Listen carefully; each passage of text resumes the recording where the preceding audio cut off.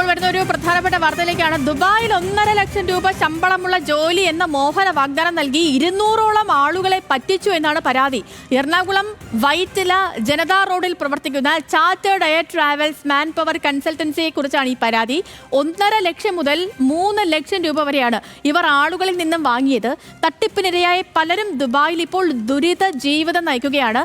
ഇവരെ തിരിച്ചെത്തിക്കാൻ 1 ലക്ഷം രൂപ വീണ്ടും ആവശ്യപ്പെട്ടു. പണം നൽകാൻ കഴിയാത്തവരാണ് ഇപ്പോഴും ദുരിത ജീവിതം നയിക്കുന്നത്. ഇതുമായി ബന്ധപ്പെട്ടുള്ള പ്രതികരണങ്ങളിലേക്കാണ് ആദ്യം. ദുബായിൽ ടാക്സി ഡ്രൈവറും ബൈക്ക് ഡെലിവറി വേക്കൻസിയിലേക്ക് ഈ വൈറ്റിലയിൽ ജനതാ റോഡിൽ പ്രവർത്തിക്കുന്ന chartered air travels man power കൺസൾട്ടൻറ്റിൽ നിന്ന് പോയവരാണ്. അവിടെ ചെന്ന് പല ഫെസിലിറ്റിയും പല ഫ്രീ ആയിട്ടുള്ള ഫുഡ് അക്കോമഡേഷൻ, അതുപോലെ തന്നെ നല്ല സാലറി, 1.25 ലക്ഷം രൂപ സാലറി, ഇതെല്ലാം പറഞ്ഞാണ് ഞങ്ങൾ ഇവിടുന്ന് കൊണ്ടുപോയത്. അവിടെ ചെന്നതിന് ശേഷം ഞങ്ങൾക്ക് യാതൊരുവിധ ഫെസിലിറ്റിയും ഞങ്ങൾക്ക് ലഭിച്ചിട്ടില്ല. അവിടെ ഇവർ പറഞ്ഞതെല്ലാം വളരെ ചീറ്റിംഗ് ആയിരുന്നു. ഒരു കാര്യവും ഞങ്ങൾക്ക് തന്നിട്ടില്ല.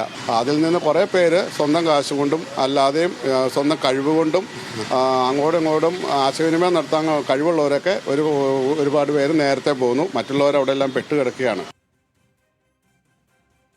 ഇവര് ഇത്രയും രൂപ വാങ്ങിയിട്ട് ഒരാൾ അങ്ങാട് വിടണമെങ്കിൽ ഇവർക്ക് ഉത്തരവാദിത്തം ഇല്ലായ്മയല്ലല്ലോ. ഇവർക്ക് അവിടെ കമ്പനി മാറിയാലോ അല്ലെങ്കിൽ അവർക്ക് അങ്ങനെ ഒരു കമ്പനി ഇല്ലെങ്കിൽ ഇവർക്ക് അറിയാൻ പറ്റും. ഇവർക്ക് അവിടെ എംബസിയുമായിട്ട് യാതൊരു ബന്ധവുമില്ല.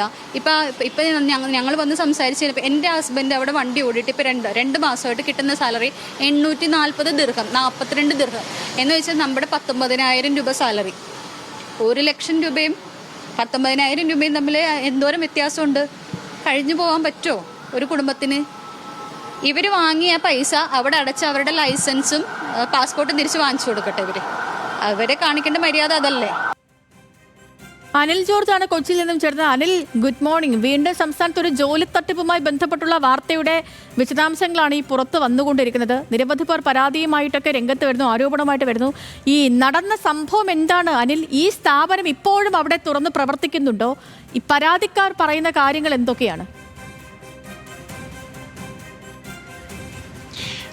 Sethulakshmi, chartered man power consultancy എന്ന ഈ സ്ഥാപനം ഇപ്പോഴും വൈറ്റില ജനതാ റോഡിൽ തുറന്ന് പ്രവർത്തിക്കുന്നുണ്ട്. ഇന്നലെ നിരവധി പരാതിക്കാരാണ് സംഘടിതമായി അവിടെ എത്തിയത്. പക്ഷേ പോലീസ് അവരുടെ പരാതിയിലൊന്നും കാര്യമായി ഇടപെടുന്നില്ല എന്നാണ് അവരുടെ ആക്ഷേപം.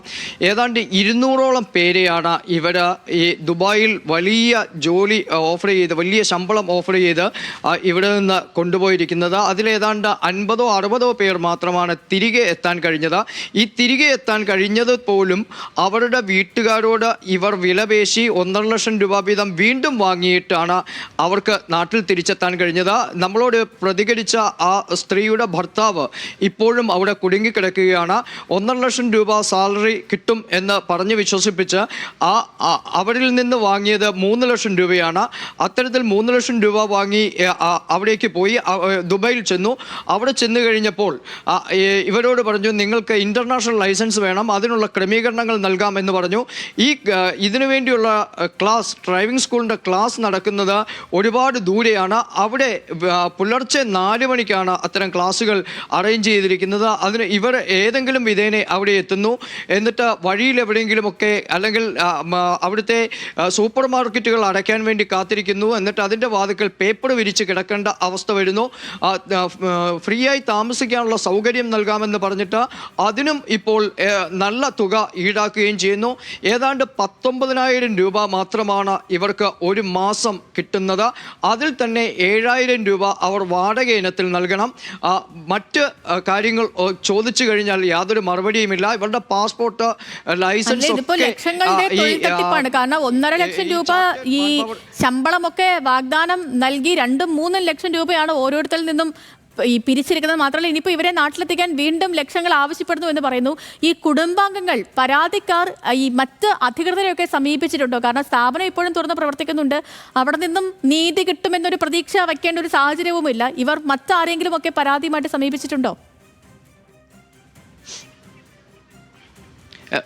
ഇവരെല്ലാവരും പോലീസിൽ പരാതി നൽകി. പോലീസിൽ പരാതി ലഭിക്കുന്നു എന്ന കാര്യം വന്നപ്പോൾ തന്നെ ഉടമകൾ മുൻകൂർ ജാമ്യത്തിനായി ശ്രമിച്ചു എന്നാണ് പോലീസ് പറഞ്ഞത്. ഇപ്പോൾ പോലീസ് പറയുന്ന കാര്യം ഉടമകൾ ഈ സ്ഥാപനത്തിൻ്റെ ഡയറക്ടർമാർ മുൻകൂർ ജാമ്യത്തിനായി ശ്രമിക്കുന്നുണ്ട് എന്നാണ് പോലീസ് പറയുന്നത്. കേസ് ഈ പരാതികൾ അന്വേഷിക്കുന്നു എന്ന ഒരു മറുപടി മാത്രമാണ് ലഭിക്കുന്നത്. കോടികളുടെ തട്ടിപ്പാണ് ഇക്കാര്യത്തിൽ നടന്നത്.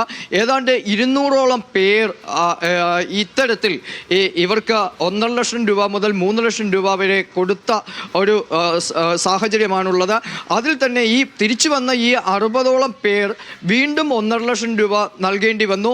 അത് ഇവർ കാലാവധി പൂർത്തിയാക്കുന്നതിന് മുമ്പ് തിരിച്ചു പോകുന്നതിനാൽ ആ നഷ്ടം കമ്പനിക്ക്, അതായത് ഇവർക്ക് കോൺട്രാക്ട് കൊടുത്ത കമ്പനിക്ക് അടച്ചാൽ മാത്രമേ ആ കമ്പനിയുടെ കയ്യിലിരിക്കുന്ന ഇവരുടെ പാസ്പോർട്ട് അടക്കമുള്ള കാര്യങ്ങൾ ലഭിക്കൂ എന്ന് പറഞ്ഞാണ് ഇവർ ഈ ബന്ധുക്കളോട് വിലപേശുന്നത്. വലിയ ദുരിതമാണ് അവർ അനുഭവിക്കുന്നതെന്ന് മനസ്സിലാക്കുന്ന ബന്ധുക്കൾ ഇവരുടെ ഈ പുതിയ ഭീഷണിക്ക് മുമ്പിലും വഴങ്ങിപ്പോവുകയാണ്. കാരണം പ്രിയപ്പെട്ടവർ അവിടെ പട്ടിണി കിടന്ന് നരകിച്ചും ഒക്കെ ജീവിക്കുന്ന ഒരു സാഹചര്യം കൂടി ഇവർക്ക് താങ്ങാൻ കഴിയില്ല. ഇതിൽ പലരും ലോൺ എടുത്തും കടം വാങ്ങിയുമാണ് ഇത്തരം ഈ ലക്ഷക്കണക്കിന് രൂപ ഇവർക്ക് നൽകിയത്. പക്ഷേ ഈ പൈസയും മുഴുവൻ പോയ ഒരു സാഹചര്യമാണ്. പക്ഷേ ഈ കമ്പനി വീണ്ടും സാധാരണ പാവപ്പെട്ട മനുഷ്യരൊക്കെ ഇങ്ങനെ മോഹന വാഗ്ദാനമൊക്കെ നൽകി പറ്റിച്ചു എന്ന് പറയുന്നത് മാത്രമല്ല, ഇപ്പം എത്രയായി സംസ്ഥാനത്തെ തൊഴിൽ തട്ടിപ്പൊക്കെ അത് വീണ്ടും നടക്കുന്നു എന്നുള്ളതാണ്. ഈ പുറത്തൊക്കെ പോയാൽ അല്ലെങ്കിൽ വിദേശ നാടുകളിലേക്കൊക്കെ പോയാൽ ജീവിതം കുറച്ചും കൂടിയൊക്കെ മെച്ചപ്പെടുത്താമെന്ന് വിചാരിക്കുന്നവരാണ് നമ്മളിൽ ബഹുഭൂരിപക്ഷം സാധാരണക്കാരായ മനുഷ്യരും.